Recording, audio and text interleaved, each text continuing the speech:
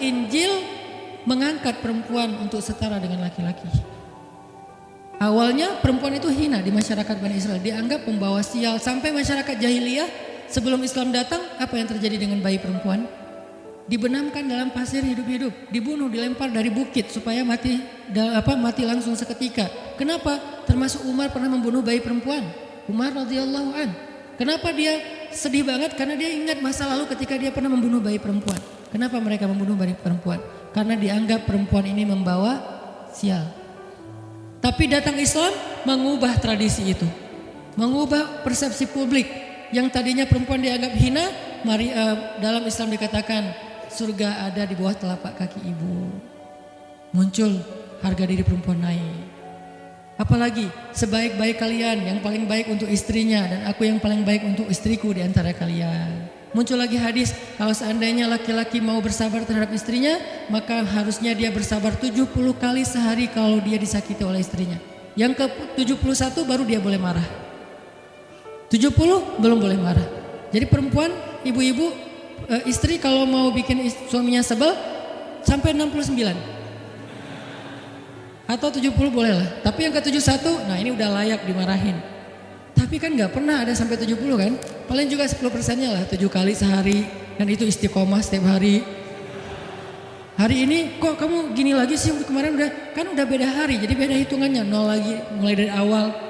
Tapi nanti ada hadis penyeimbang. Nabi itu kan bijaksana banget. Yang diajarin bukan cewek doang, cowok juga diajarin. Ketika hadisnya supaya memuliakan perempuan ada, nanti ada lagi hadis laki-laki. Seandainya seorang perempuan menjilat luka dan darah dan nanah di tubuh suaminya, itu belum bisa membayar satu saja kebaikan suami kepada dia. Jadi menjilat lukanya aja belum bisa bayar kebaikan, terus ngapain marah-marah coba. Sehingga dua-duanya ada nasihat untuk suami. Kalau istrinya lagi ngambek, emaknya juga lagi sedih, ya udah kamu sabar aja 70 kali. Untuk istri jangan ngambek, karena kalau kalian berbuat baik aja belum bisa bayar kebaikan mereka. Terus gimana dong Ustadz? Ya udah, sekarang solusinya adalah sama-sama mengambil sisi baiknya. Kayak gitu nasihat Nabi. Makanya saya agak kurang setuju kalau khutbah Jumat itu memakai hadis menjilat darah dan nanah. Karena yang dengar suami. Wah bener nih khutbah Jumat, saya senang banget khutbah Jumat hari ini. Pulang-pulang, mah tadi khutbah Jumat keren banget. Nih mah, kebenaran aku catat. Nih mah, gak bisa. Kalau khutbah Jumat pakailah hadis sabar 70 kali. Menasihati suami. Kalau majelis taklimnya ibu-ibu, masalah tadi seandainya saya boleh menyuruh manusia sujud kepada manusia, saya suruh sujud istri kepada suami. Masing-masing ada hadisnya, jangan disilang. Ini gak bijak dalam ceramah, karena harusnya memberi nasihat yang bisa memperbaiki, bukan menambah tuntutan baru. Wah benar nih, kalau suami saya dengar, harusnya suami saya datang, Ustadz boleh nggak acara selamatan di rumah saya nanti temanya ini gitu. Kalau perlu ngundang Ustadz yang dia kenal, request dulu untuk ngemojokin pasangan, ini nggak bijak. Balik lagi ke cerita tadi, Maryam tuh pinter banget, cerdas banget. Dari kecil dia udah hafal Taurat. Ibarat anak sekarang hafal Quran. Dan lebih sulit ngafal Taurat daripada Quran. Kenapa? Karena bahasa Al-Quran itu sastra banget. Jadi ngafalnya itu kayak ngafal syair. Itu aja udah susah kan? Kebayang gak ngafal Taurat? Lebih sulit lagi tuh. Dan Maryam dari usia di bawah 5 tahun udah khatam Taurat. Udah tahu tafsir Taurat. Usia 7 tahun. Bahkan saking keren dan pinternya Maryam, kadang-kadang ketika Maryam ngobrolin tentang Taurat sama Zakaria, itu Zakaria sampai geleng-geleng kepala. Maryam, gitu maksudnya? Sampai nanya ke Maryam. Gitu maksudnya. Maryam ngomongnya ke Zakaria udah kayak ngajar gitu. Saking pinternya Maryam. Jadi hadis-hadis Zakaria Maryam hafal. Kan para anbiya tuh punya hadis kan. Hadis Zakaria dihafal oleh Maryam. Tauratnya Musa dihafal oleh Maryam. Kebijaksanaan para nabi dihafal oleh Maryam. Dia dari usia 10 tahun itu udah jadi ulama besar Maryam. Artinya kalau misalnya orang mau berargumen dengan Maryam, dia punya banyak bahan, dia punya banyak narasi. Dia lagian Maryam itu pintar ngomong. Tapi Maryam diam. Jadi kalau kita ngerasa pintar ngomong, pintar komen, pintar apa, tetap aja kita punya alasan harusnya kita diam. Karena Maryam yang lebih daripada kita ternyata juga diam. Akhirnya Maryam diam. Dikatakan ya ukhta Harun, diingatkan lagi dengan kemuliaan keluarga Imran. Ya ukhta Harun, ma akana abuki imra'asaw wa ma kanat ummuki baghiyah. Ayah kamu itu Imran loh Maryam, kamu enggak malu punya bayi di luar pernikahan sementara keluarga kalian itu keluarga baik-baik? Apa kamu tega menyakiti ayahmu, mencoreng nama besar dan nama baik keluarga besarmu? Dan seterusnya. Maryam makin luar biasa, panas banget, sedih banget. Dan Maryam itu yang lebih berat lagi teman-teman. Mungkin kalau kita digituin agak kebal ya. Terutama cowok lah. Cowok kalau digituin agak kebal karena emang kurang berperasaan sih kalau cowok ya. Coba lihat dari angle cewek. Cewek itu lebih peka loh dari kita. Kita mah mungkin lebih mudah lah diam. Diomelin, diam aja. Karena kita kan orangnya agak santuy gitu kan. Kalau cewek itu gak bisa gitu. Makanya lihat angle ini dari angle cewek. Kalau tadi Zakaria, sekarang Maryam. Dan Maryam lebih peka daripada semua cewek yang ada di muka bumi. Lebih perasa lagi daripada perempuan yang ada di muka bumi. Sangat-sangat pemalu. Saking pemalunya ketemu cowok keren, ta'awuz coba. Cewek itu perasaannya lebih dalam daripada kita. Jadi kalau misalnya cewek-cewek, Maryam tuh gak punya, ketemu cowok keren aja dia ta'awuz. Siapa cowok keren yang ditemui Maryam? Jibril, Gabriel loh yang ditemuin. Dan waktu itu Jibril menjelma. Apa? Fatamassala laha basyaran sawiyya. Jibril menjelma sebagai basyaran sawiyya. Allah yang ngomong tuh, cowok keren. Allah yang bilang keren. Kalau kita merasa udah paling keren, menurut Allah biasa-biasa aja.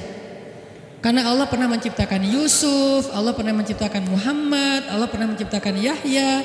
Kita merasa paling keren, Allah pernah menciptakan Sarah, perempuan paling keren juga, Aisyah, Fatimah. Jadi buat kita kayak udah kegeeran paling keren se-Bandung gitu kan ya. Menurut Allah mah biasa. Kalau Jibril, Allah sendiri yang bilang dia tuh emang keren. Jibril emang bukan malaikat, tapi kalau ketemu manusia, kecuali para nabi, Jibril itu menjelma sebagai manusia supaya tidak terlihat wujud aslinya. Karena nggak kuat orang ngelihat wujud aslinya Jibril. Nabi Muhammad aja pertama ngelihat Jibril dengan wujud aslinya pas di Gua Hiro itu lari tuh, takut saking ngerinya Jibril tuh. Jangankan manusia, malaikat aja segan sama Jibril. Jibril lewat malaikat gak berani malaikat. Kenapa saya bilang kok disegani? Allah yang bilang di Al-Quran, dia itu malaikat yang disegani.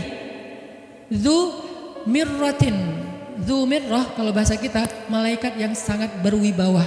Sehingga di antara malaikat aja nggak ada yang sembarangan bicara sama Jibril. Mau bicara sama Jibril kayak, aduh segan malu gitu malaikat. Cuma nggak pakai itu mah Sunda ya. Pokoknya malaikat mah nggak berani ngomong sama Jibril saking segannya. Kenapa? Gagah banget wujud aslinya. Ketika dia membentangkan sayapnya, itu sayap menutupi timur dan barat. Jadi matahari, bulan, bintang udah nggak kelihatan. Yang kelihatan cuma Jibril dengan keagungannya. Itu belum Allah ya, baru ciptaan Allah. Jibril salah satu makhluk Allah yang paling agung. Sehingga saking kerennya Jibril, Allah gak menyebutnya dengan nama malaikat. Padahal golongannya malaikat, tapi Allah menyebutnya dengan Ruhul Quds, Roh Kudus, yaitu Jibril. Nah ketika ketemu dengan Maryam, Jibril bermisal itu menjelma sebagai basyaran sawiyah, cowok keren banget. Saking kerennya Jibril, Umar aja terkesima ngeliat Jibril. Pernah Jibril datang ngajarin iman, Islam, ihsan kepada Nabi Muhammad. Dan Umar ngelihat Jibril terkesima, gak bisa ngomong, diam aja. Benar-benar speechless banget nih Umar. Jibril udah pulang, baru Nabi nanya, Umar tahu gak itu siapa? Hah? Apa Rasul? Gitu. Saking masih kayak terkesima. Apa Rasul? Tahu gak barusan siapa? Siapa ya Rasulullah? Saya gak kenal orang itu, kok keren banget. Kata Rasul, itulah Jibril. Masya Allah itu Jibril. Ya Alhamdulillah bisa ngelihat Jibril langsung, tahu gitu tadi. Gitu ya. Kalau bahasa kita mah udah langsung pengen foto-foto kan sama Jibril. Kebayang gak cowok sekarang lihat Jibril? Baru lihat artis Korea aja kita udah kayak gimana kan, BTS atau apa, udah segala macam, udah guling-guling, udah gigit jari. Baru BTS doang. Kadang-kadang nggak ngelihat BTS langsung, cuma lihat di TV doang udah aku nggak bisa gini, aku nggak bisa gitu kan. Belum ketemu Jibril loh. Jadi nggak ada lah artis sekeren Jibril. Baru Yusuf aja udah pada ngiris tangan, belum malaikat. Sampai ketika cewek-cewek ketemu Yusuf, mereka bilang apa? Ini bukan manusia, ini malaikat. Jadi gantengnya Yusuf itu bukan ganteng-ganteng apa? Itulah. Ganteng kok hewan gitu kan. Ini ganteng-ganteng malaikat. Belum ada tuh film atau sinetron itu. Yusuf itu ganteng-ganteng ganteng-gantengnya tuh malaikat. levelnya tuh level malaikat. Jadi kalau ada Jibril, ada Yusuf kayak, nih yang mana Yusuf, mana Jibril ya? Keren dua-duanya. Nah Jibril datang ketemu Maryam bukan di atas panggung rame-rame. Berdua coba, intimate banget kan. Kalau di atas panggung teriak-teriak gak keren lah, biasa aja. Ini tuh berdua, private banget. Di satu ruang kecil, berdua gak ada yang tahu. Tiba-tiba Jibril berdiri di depan Maryam, senyum dengan khas senyumnya malaikat yang mematikan gitu. Maryam pas buka mata lagi zikir ngelihat Jibril depan matanya keren banget. Langsung Maryam bilang apa? A'udzubillah. Cie, wibawa banget kan Maryam? A'udzubirrahmani minka in kunta taqiyya. Jadi emang elegan sih orang-orang soleh itu. Dia langsung nunduk, dia bilang A'udzubirrahmani minka in kunta taqiyya. Aku berlindung kepada Allah yang Maha Rahman. Kenapa ngomongnya Rahman? Karena keren. Kalau enggak keren, auzubillah. Karena keren, A'udzubirrahman. Tapi masih ta'awuz, cuman pakainya Rahman karena Allah tuh Maha Pengasih yang udah bikin kamu tuh keren. Diksinya luar biasa ya. Maryam gak bilang A'udzubillahi minasyaitonirrajim. Enggak, ini enggak layak dibilang syaitan, ini terlalu keren. Jadi gak bisa auzubillah, A'udzubirrahman. Berarti Maryam tuh pinter. Sampai dia bisa memilih diksi Asmaullahil Husna. Dia nggak pakai diksi Allah, dia pakai diksi Ar-Rahman. Karena yang datang itu wajahnya tuh wajah orang baik, tapi keren. Akhirnya A'udzubirrahmani minka in kunta taqiyya, kata Maryam. Jibril juga elegan, paham maksud Maryam. Maksudnya kamu siapa? Itu pertanyaannya. Maryam nggak nanya, kamu siapa ya? Enggak gitu. Kan gaya culun-culun kayak caper gitu kan. Kak, kamu siapa ya? Aku ada salah sama kamu. Enggak gitu sih Maryam ngomongnya. Saking elegannya Maryam, dia nanya kamu siapa tapi pakai kalimat zikir. Keren gak sih? Kita kadang-kadang zikir A'udzubirrahmani minka in kunta taqiyya. Artinya apa Mbak? Sama-sama gak elegan ya. Kalau Maryam sama Jibril dua-duanya elegan. Bahasa orang elegan itu emang banyak kode sih.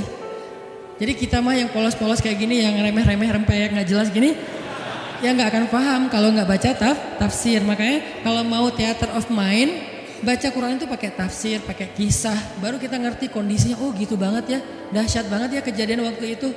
Jibril datang dengan wujud yang kerennya. Maryam pengen nanya kamu siapa? Kok tiba-tiba masuk ruangan saya? Tapi bahasanya A'udzubirrahmani minka in kunta taqiyya. Aku berlindung kepada Allah yang Maha Baik darimu kalau kamu takut kepada Allah. Maksudnya kamu siapa? Takut gak kamu sama Allah? Baru Jibril mengatakan, saya adalah utusan Allah, berarti malaikat, untuk memberi kabar kepadamu kalau kamu akan punya anak. Baru Maryam melihat, gimana saya punya anak? Ya udah ada obrolan nih. Dan mereka udah biasa aja, oh Jibril saya kira siapa? Udahlah gak mungkin. Artinya udah kayak gitu nih kesolehan Maryam. Artinya Maryam itu orang yang sangat peka banget, perasaannya dalam banget. Terus nanti ketika Maryam melahirkan anak, tahu gak kata-kata Maryam apa? Ya laitani mittu qabla hada wa kuntu nasyam mansiya. Saat Maryam merasakan sakitnya kontraksi mau melahirkan Isa, Maryam itu sambil kontraksi sambil bilang ya laitani mittu qabla hada wa kuntu nasyan mansiya. Aduhai seandainya saya mati aja sebelum kejadian ini dan saya dilupakan oleh manusia seolah-olah saya tidak pernah ada. Kenapa Maryam ngomong kayak gini? Maryam ngebayangin betapa malunya dia nanti kalau harus membawa bayinya ketemu Bani Israel yang pada bawel. Bani Israel itu terkenal kaum yang paling bawel. Bawelnya banget. Kalau kita baca Al-Baqarah itu isinya kebawelan Bani Israel. Kata Nabi Musa sembelihlah Al-Baqarah. Al-Baqarah itu kan banyak, yang warna apa? Cari yang warnanya bersih. Yang bersih kan juga ada belang-belangnya nggak dikit. Terus yang beratnya berapa kilo, yang dari mana, dari Bali atau NTB atau dari mana, bawel banget. Udahlah cari aja seekor sapi, sembelih beres. Tapi nanya lagi, bertele-tele. Itulah Bani Israel. Dan Maryam tahu banget karakter kaumnya. Jangankan dengan fitnah kayak gini nih, ketemu Nabi yang udah menyampaikan hal yang benar aja, itu di debatnya tuh habis-habisan. Apalagi dengan kondisi Maryam. Makanya Maryam takut banget, dia nggak kuat menanggung malu. Kalau kita mungkin masih kuat lah nanggung malu. Kadang-kadang malah malu-maluin gitu kan. Kalau Maryam gak kuat nanggung malu. Berarti orang yang seperti ini harusnya kan berat banget untuk diam kan. Gak akan kuat diam. Harusnya dia ngomong gitu. Dia belain diri. Tapi Maryam itu sisi lainnya adalah perempuan yang mukminah, siddiqah, sangat yakin sama Allah. Allah suruh diam, ya udah diam. Gimana pun dihujat, diam. Kata Allah diam, diam. Ya Allah mereka bilang saya itu berzina, diam. Ya Allah bilang ini anak haram, ini anak saya nih, anak yang mulia. Anak yang satu-satunya ketika lahir nggak disentuh setan di antara manusia loh. Satu-satunya manusia ketika lahir nggak disentuh setan. Nabi Muhammad setannya malah diislamkan. Beda, kerannya itu beda. Kalau Isa nggak disentuh setan. Kalau Nabi Muhammad setannya malah masuk Islam. Masing-masing punya keistimewaan lah. Tapi satu-satunya manusia yang lahir nggak disentuh setan cuma Isa. Kita semuanya pernah disentuh. Lahir langsung. Apa sih lo datang-datang ke dunia nama-namain kerjaan gua gitu kan. Kita nih orang biasa, jadi pas lahir tuh udah ada langsung setan bisik-bisik, yuwas bisufi sudurinas, makanya disuruh azan kan. Karena kenapa? Biar nggak dibisikin sama setan. Dan kalau bisa suara azan kita harus lebih lembut daripada suara setan, karena setan juga kayak tricky gitu. Saya ibu kamu. Anak bayi dinina bobokan sama setan, hiduplah iblis gitu-gitu kan. Jadi kayak di dokter nama setan, iblis itu keren, iblis itu soleh, iblis itu baik, tapi pakai bahasa nasyid. Lagunya tuh kayak akustik gitu, lembut banget gitu kan. Makanya suara muazin kalau azanin anaknya yang lembut, jangan azan Allahu Akbar, asyhadu an la ilaha illallah. Dia malas ke masjid nanti kalau udah dewasa. Kenapa? Gue malas banget dengan suara ini nih. Salahnya siapa coba? Salah ayahnya. Belajar azan di Al-Latif sama Muzammil sama Teras Tahfiz. Biar azannya tuh kayak Allahu Akbar. Bayinya senyum-senyum. Ntar gue bisa lebih dari itu. Canda. Intinya adalah Maryam itu pemalu banget. Jadi dia bisa banget untuk ngebales. Tapi dia diam. Sampai akhirnya fa'asyarat ilaih. Dia memberi isyarat. Arti memberi isyarat, dia nunjuk ke arah Isa alaihissalam yang masih digendong. Kalau kalian mau ngomong aja sama bayinya. Allah yang nyuruh kayak gitu. Makin kayak marah dan makin menjadi-jadi orang Bani Israel ketika Maryam memberi isyarat nunjuk ke arah Isa. Mereka bilang, ya Maryam, kamu udah gila apa? Sekarang kamu nyuruh kami bicara dengan bayi yang masih dalam gendongan ibunya. Benar, Maryam tuh ternyata udah stres gila. Dia gara-gara ditinggal sama selingkuhannya, sekarang dia jadi orang gila. Wah, luar biasa tuduhan kepada Maryam. Maryam diam aja, sedih, nahan air mata. Tapi bukan emotikon yang menggenang air mata di sini ya. Nahan aja air mata sampai kemudian Allah datangkan keajaiban, jadikan bayinya bicara. Qala, Isa bicara. Panjang lagi omongannya Isa. Ibuku ini baik, ibuku begini-begini, saya itu hamba Allah, saya itu anak yang suci, saya itu begini-begini, sampai beres. Baru mereka pada pulang karena mereka merasa terbantahkan semua tuduhan palsu mereka kepada Maryam. Masuklah Maryam, disambut mulia oleh beberapa orang. Maryam itu perempuan mulia, Allah mendatangkan dia sebagai keberkahan. Tadi dituduh pembawa sial, sekarang disebut pembawa berkah. Mulailah Maryam terkenal. Isa dididik, kemana Isa pergi, anak-anak kecil segengnya Isa pengen jadi temannya Isa. Gue temannya Isa lo, gue temannya Isa lo. Gak lama kemudian Isa jadi temannya Yahya. Ketika dia udah bisa main sama Yahya, main berdua sama Yahya. Kemana-mana berdua, Yahya, Isa. Tapi usianya agak jauh berbeda. Ketika Yahya udah masuk SD, Isa barulah lahir. Jadi kayak agak sekitar 7-10 tahun lah kurang lebih mereka jarak usianya. Tapi pas Isa udah remaja, mereka udah nyambung ngobrol. Nah, kelebihan masing-masing, kalau Yahya ini penghafal kitab Taurat, datang Isa, Yahya menghafal kitab Injil. Yahya Nabi, Isa Rasul, satu level di atas Nabi. Kalau Nabi mengikuti ajaran Rasul sebelumnya, kalau Rasul membawa ajaran baru. Jadi sebelum Isa lahir, Yahya mengikuti ajaran Musa dengan kitab Tauratnya. Setelah Isa lahir, Yahya mengikuti ajaran Isa dengan kitab Injilnya. Jadi bisa dibilang Nabi yang mengikuti dua ajaran Rasul, Yahya alaihissalam. Dia menghafal dua kitab suci sekaligus, Taurat dan Injil. Perempuan Maryam radhiyallahu anha, dia menghafal kitab Taurat dan Injil dari anaknya sendiri. Inilah kisah Maryam yang mendapatkan keajaiban dengan cara diam. Terakhir kisah Nabi Muhammad SAW ketika beliau bahasa lebih tepatnya dalam tanda petik ya, biar nggak bisa disalahin. Kayak didiemin lah sama istri-istri beliau gara-gara istri-istrinya ngambek. Di dalam surat At-Tahrim, surat 66, coba kita buka. Surat 66. Ini juga kalau teman-teman baca kisah surat ini tuh luar biasa ya. Kita kayak baca novel atau kayak nonton film, keren banget. Saya emang senang banget dengan sirah Nabi dan para anbiya, dan terutama kalau sirah ini berbentuk storytelling, bukan data sejarah ya, karena membaca data sejarah itu emang agak-agak liar sih. Tapi kalau storytelling kan kita adegan ya, wah seru ya, itu lebih keren daripada Disney, Marvel, Endgame, satu apalah. Lebih seru baca sirah kalau kita paham. Surat 66 ayat 4. Ayat 5.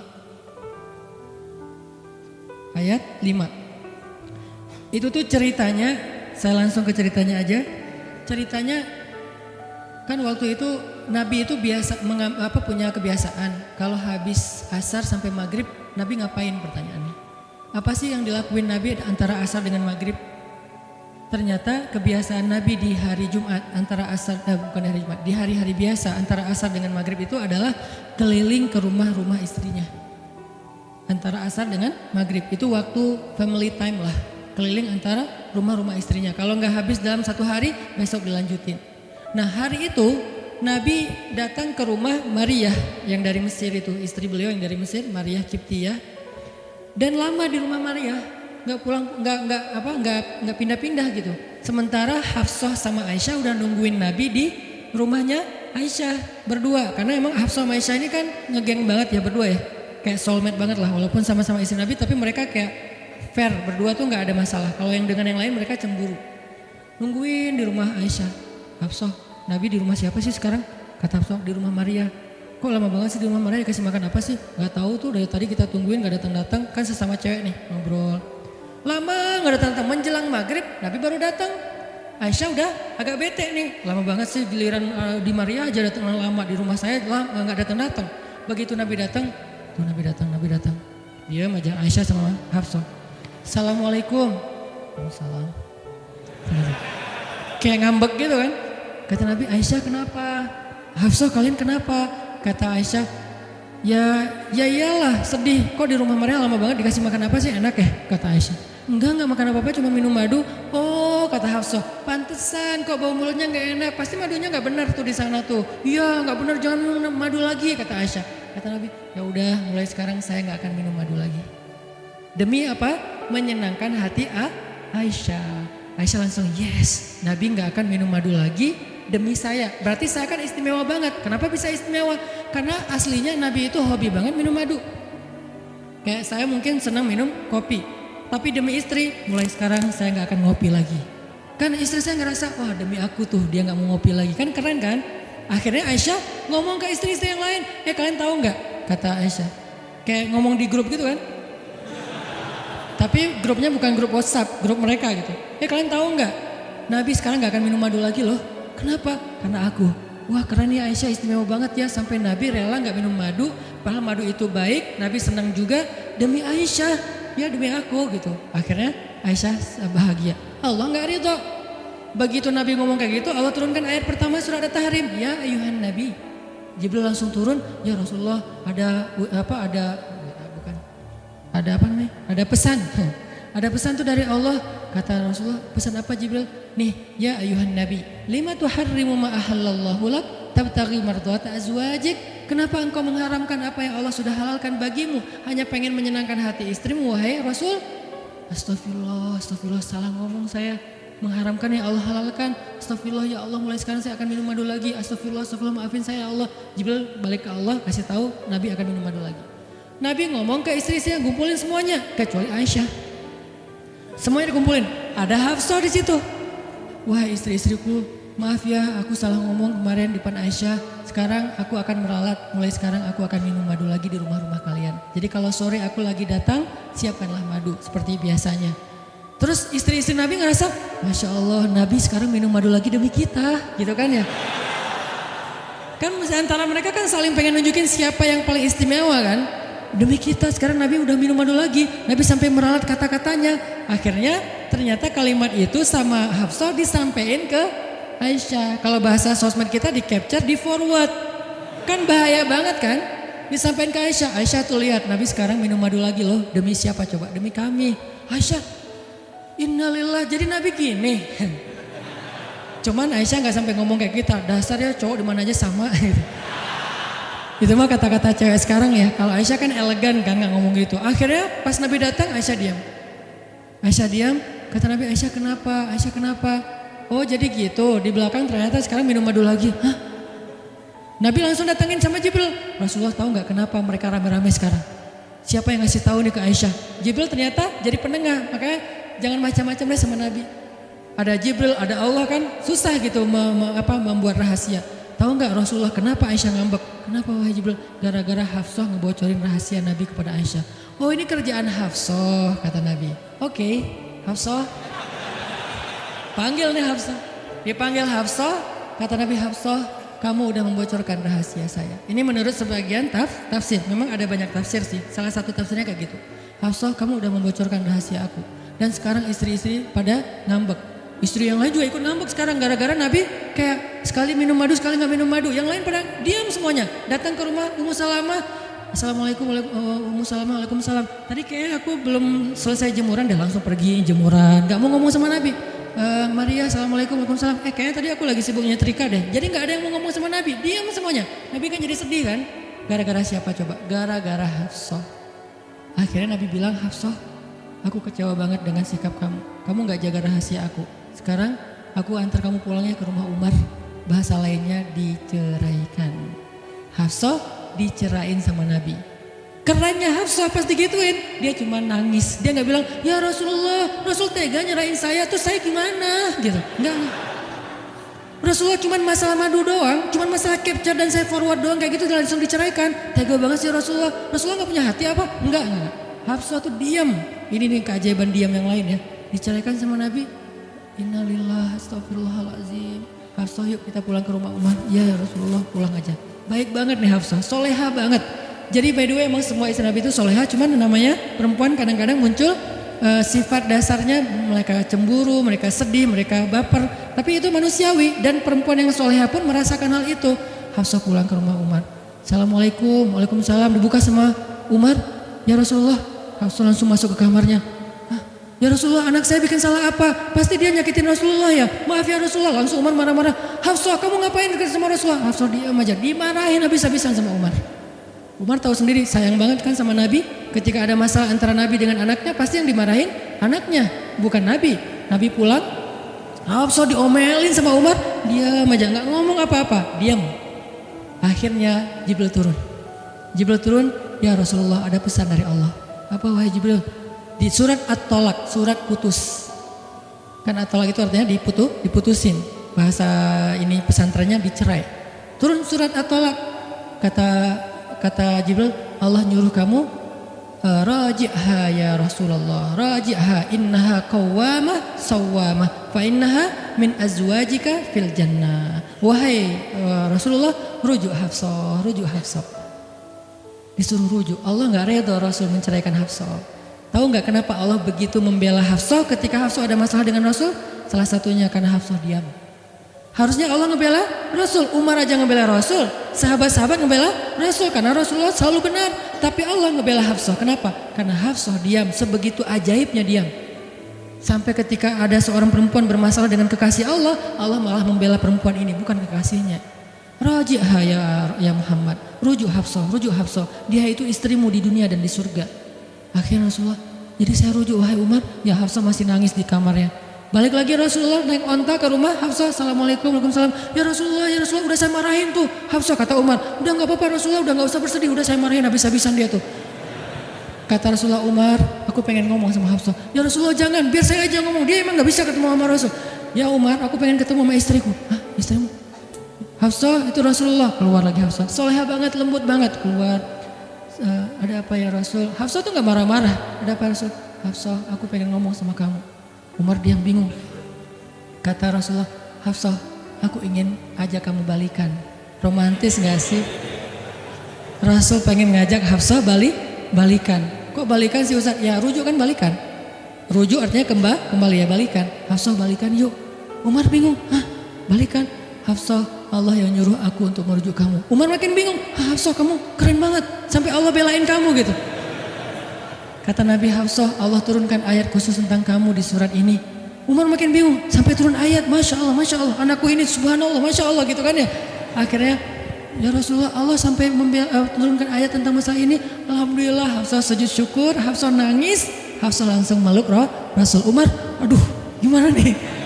Udah beres gitu, Hafsah dibawa pulang sama Rasul, boncengan berdua. Hafsah boncengan sama Rasul. Naiklah mereka, mobil mereka yang bermerek onta itu. Gimana cara pulangnya? Di depan rumah Umar, Rasulullah langsung berlutut, langsung ngasih tangan buat Hafsah. Hafsah megang tangan Nabi, injak lutut Nabi, naik ke atas onta. Itu tuh romantis banget. Lalu Rasulullah bonceng Hafsah. Tadi kan cerita Hafsah dicerai sama Nabi itu kan heboh di grupnya istri-istri Nabi kan. Hafsah dicerai loh. Jangan-jangan kita juga dicerai. Soalnya Nabi udah gak mau ngomong sama kita. Astagfirullah. Jadi grup Nabi, istri-istri Nabi itu pada khawatir kalau mereka juga sama nasibnya dengan Hafsah. Pada bingung. Tapi tiba-tiba mereka ngelihat Hafsah pulang ke rumahnya dibonceng Nabi. Itu tuh langsung trending loh. Istri-istri Nabi, tahu gak tuh Hafsah dirujuk sama Nabi sampai turun ayat di surat At-Talaq. Oh gitu. Wah, Hafsah keren banget ya. Wah, istri-istri Nabi pada cemburu pada Hafsah. Diturunkan Hafsah, yang lain pada ngintip Hafsah. Sampai masuk ke rumahnya. Nabi beres di rumah Hafsah, keluar masuk ke masjid. Dia aja di masjid. Istri yang lain Nabi nggak mau ngomong.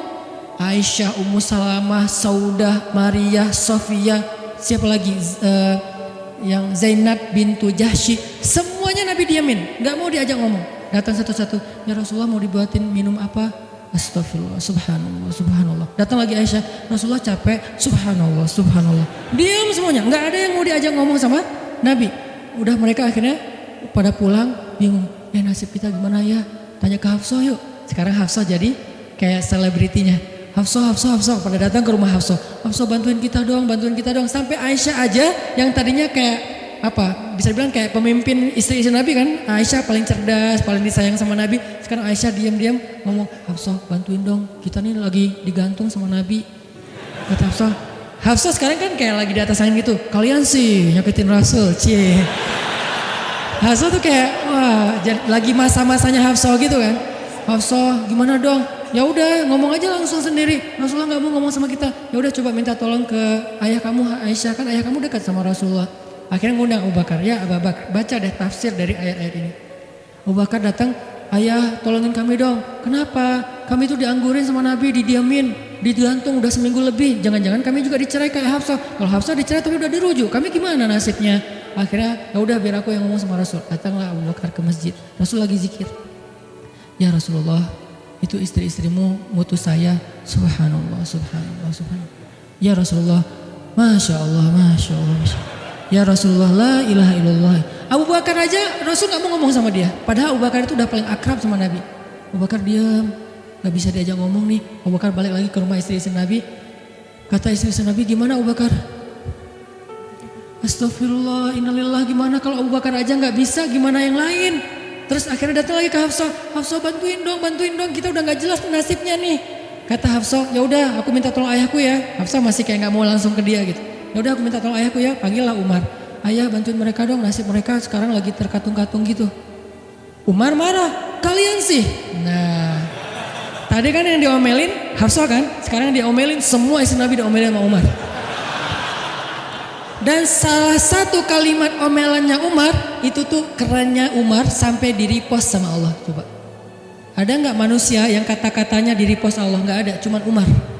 2 kali kata-kata Umar di-repost oleh Allah. Arti di-repost apa? Ditayang ulang di Al-Quran. Kan repost itu berarti tayang ulang kan? Di-capture, langsung di-copy, pas, langsung ditayangin. Itu tuh kata-kata cuman Umar yang pernah digituin sama Allah. Kata-kata Umar apa? Ayat ke-5.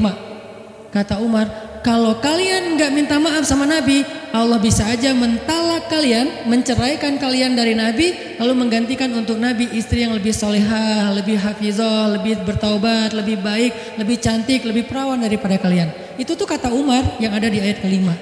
Jadi bisa dibilang ayat ke-5 adalah ayat repostnya kata-kata Umar. Saking kerennya Umar.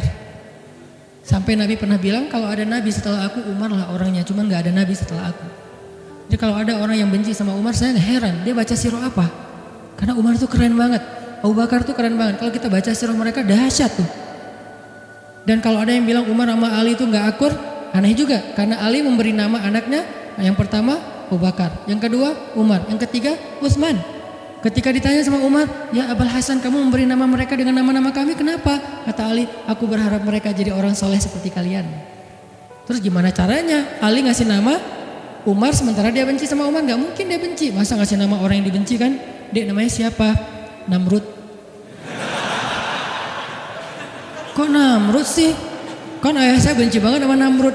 Datang lagi, dia namanya siapa? Iblis. Kok iblis sih gitu kan ya? Gak mungkin lah.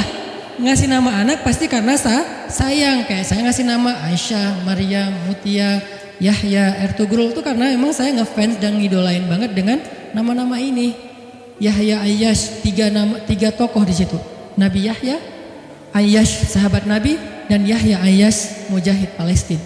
Jadi 3 tokoh sekaligus. Nabi Yahya saya ngidolain banget supaya Yahya jadi anak kecil yang seperti Nabi Yahya menghafal Quran.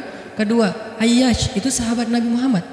Kemudian yang ketiga, Yahya Ayyash sekaligus itu nama mujahid Palestina yang paling pintar ngerakit banyak senjata-senjata untuk ngelawan Israel, dan dia dibunuh sama Israel. Saking Israel benci sama Yahya Ayyash, untuk membunuh Yahya Ayyash mereka ngebom 1 blok untuk membunuh Yahya Ayyash, dan mudah-mudahan dia syahid dalam dalam kejadian itu. Artinya saya ngefans gitu. Ali juga kayak gitu. Balik lagi ke cerita tadi, akhirnya ngundang Umar. Umar datang ke Rasulullah. Ya Rasul, saya diutus istri-istrimu. Subhanallah, subhanallah. Ya Rasul, bicara dong, kasihan mereka kayak digantung. Ya Rasul, apakah engkau menceraikan mereka semua? Baru Rasulullah ngeliat ke arah Umar. Rasulullah tersenyum. Rasulullah bilang, enggak wahai Umar. Allahu Akbar, kata Umar. Dia langsung takbir, Allahu Akbar. Istri-istri Nabi dengar suara takbirnya Umar, itu pertanda, kode, berarti berita gembira. Istri-istri Nabi juga Allahu Akbar, Allahu Akbar, ramai gitu kan. Umar masuk ke rumah istri Nabi. Wah Umar, busyra ya Umar, busyra, berita gembira. Wahai Umar, ya berita gembira, kalian tidak diceraikan oleh Nabi. Tapi jangan macam-macam lagi ya. Ya Umar, ya. Akhirnya sujud syukur semuanya. Beres sujud syukur, mereka bilang, kita masak-masak yuk untuk Rasul yuk, syukuran. Di rumah siapa? Ya di rumah Hafsah lah. Akhirnya mereka masak-masak di rumah Hafsah. Pas sudah beres masak-masak, mereka ngundang Nabi untuk pulang. Tapi yang berani ngomong sama Nabi cuman Hafsah. Hafsah, kita udah beres masak nih, minta dong Nabi pulang ke rumah. Ya udah tenang, biar aku yang minta. Hafsah datang, ya Rasulullah, kami masak-masak loh untuk Rasul, yuk pulang yuk. Ya Hafsah, udah beres Nabi zikir, sujud, beliau balik sama Hafsah. Sampai ke rumah Nabi, tenang, udah selesai lah urusannya. Apa yang terjadi setelah itu Ustadz? Udah gak ada riwayatnya, jadi gak bisa diriwayatin. Pokoknya beres itu mereka pun hidup bahagia selamanya. Apa pelajarannya di sini? 2 orang di sini dapat keajaiban lewat diam. 1 Hafsah, Allah suruh rujuk gara-gara dia diam.